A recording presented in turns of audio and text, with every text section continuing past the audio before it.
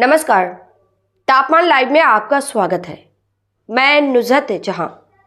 तापमान लाइव की इस खास प्रस्तुति में बात नीतीश कुमार की प्राइवेट भूजा पार्टी की, उसी भूजा पार्टी की जिसको लेकर राजनीतिक गलियारों और सियासत की समझ रखने वालों के बीच चटपटी चर्चाएं होती रहती है। पर अब ऐसे चर्चा करने वालों में यह खबर निराशा भर दे सकती है, इस रूप में कि भूजा पार्टी के बारे में इन दिनों कई विरोधभाषी खबरें आ रही है। पहली खबर यह कि भूजा पार्टी भंग हो गई है, दूसरी यह कि पार्टी भंग नहीं हुई है, इसके कोर सदस्य बदल गए हैं। पुराने के बदले नए सदस्यों को जगह दी जा रही है, उसका प्रभाव बाजार में नजर आने लगा है। बहरहाल जिन लोगों को जानकारी नहीं है उन्हें बता देना जरूरी है कि भूजा पार्टी है क्या, इसका नाम भूजा पार्टी क्यों पड़ा। इस पार्टी में कुल 4 सदस्य होते थे। विजय कुमार चौधरी, अशोक चौधरी, संजय झा और एक नीतीश कुमार खुद। पार्टी का नामकरण आरसीपी सिंह ने किया था। अच्छे दिनों में वह भी इस पार्टी के सदस्य हुआ करते थे। जदयू से दूर कर दिए गए तो उस पर तंज कसने लगे। भूजा पार्टी के बारे में आरसीपी सिंह क्या कहते हैं, जानिए। नीतीश कुमार की दिनचर्या सुबह में नित्य कर्म के बाद नाश्ता पानी और फाइल देखने से शुरू होती है। दोपहर में दिव्य शाकाहारी भोजन ग्रहण करने के बाद वह आराम करने चले जाते हैं। शाम में भूजा पार्टी शुरू होती है। इसमें कामकाज के बदले गपशप का दौर चलता था।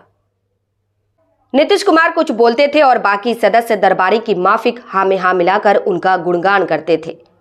शाम से रात के भोजन तक यही सिलसिला चलता रहता था, क्योंकि ऐसा नीतीश कुमार के साथ साए की तरह रहने वाले आरसीपी सिंह ने कहा था, इसलिए सच मान लिया गया। भूजा पार्टी चल निकली, पर 2024 के लोकसभा चुनाव के बाद इसके 2 सदस्यों की व्यस्तता अन्यत्र बढ़ गई। परिणाम स्वरूप भूजा पार्टी अनियमित हो गई। संजय झा राज्यसभा चले गए, जदयू के राष्ट्रीय कार्यवाहक अध्यक्ष बन गए। अशोक चौधरी की बेटी सांसद बन गई। नीतीश कुमार इस बात से भले ही खुश हुए हो कि सहयोगी की बेटी सांसद बन गई, मगर यह बात उनके दिल को छू गई कि सहयोगी की बेटी उस चिराग पासवान की पार्टी से सांसद बनी है जिसने उन्हें अर्श से फर्श तक पहुंचा दिया था। लोकसभा चुनाव के बाद अशोक चौधरी की भूजा पार्टी में आवाजाही कम हो गई। कुल जमा 2 सदस्य अनियमित हो गए।